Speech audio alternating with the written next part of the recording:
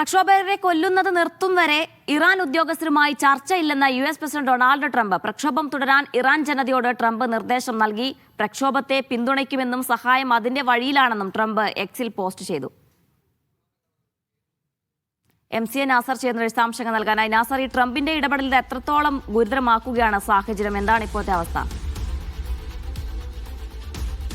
ഇതിനെ കൂടുതൽ പ്രക്ഷോഭം ആളിക്കത്തിക്കാനുള്ള വളരെ ആസൂത്രിതമായിട്ടുള്ള ഒരു നീക്കത്തിലാണ് ഇപ്പോൾ ട്രംപും അതോടൊപ്പം തന്നെ ഇസ്രായേലും ഏർപ്പെട്ടിരിക്കുന്നത്. ട്രംപിന്റെ പ്രസ്താവന അല്പം മുമ്പാണ് പുറത്തു വന്നിരിക്കുന്നത്. കെട്ടിടങ്ങൾ പൂർണ്ണമായിട്ടും പിടിച്ചടക്കണം, അതോടൊപ്പം തന്നെ പ്രക്ഷോഭവുമായിട്ട് ശക്തമായി തന്നെ മുന്നോട്ട് പോകണം, അമേരിക്കയുടെ ഭാഗത്തുനിന്നുള്ള സഹായം അതിൻ്റെ മാർഗത്തിലാണ് എന്നതുൾപ്പെടെ വളരെ പ്രകോപനപരമായിട്ടുള്ള ആഭ്യന്തര സംഘർഷം മൂർച്ഛിപ്പിക്കാൻ ഉതകുന്ന പ്രസ്താവനയാണ് ട്രംപിന്റെ ഭാഗത്തുനിന്നുണ്ടായിരിക്കുന്നത്. പക്ഷേ ഇറാൻ ജനതയെ സംബന്ധിച്ചിടത്തോളം ഈ പ്രക്ഷോഭം തുടരുന്നുണ്ടെങ്കിൽ പോലും സർക്കാർ അനുകൂല പ്രക്ഷോഭവും വലിയ തോതിൽ തന്നെ ആരംഭിച്ചിട്ടുണ്ട്. ഇന്നലെ മുതൽ തന്നെ ആരംഭിച്ച പല പ്രകടനങ്ങളിലും ലക്ഷങ്ങളാണ് പങ്കെടുക്കുന്നത്.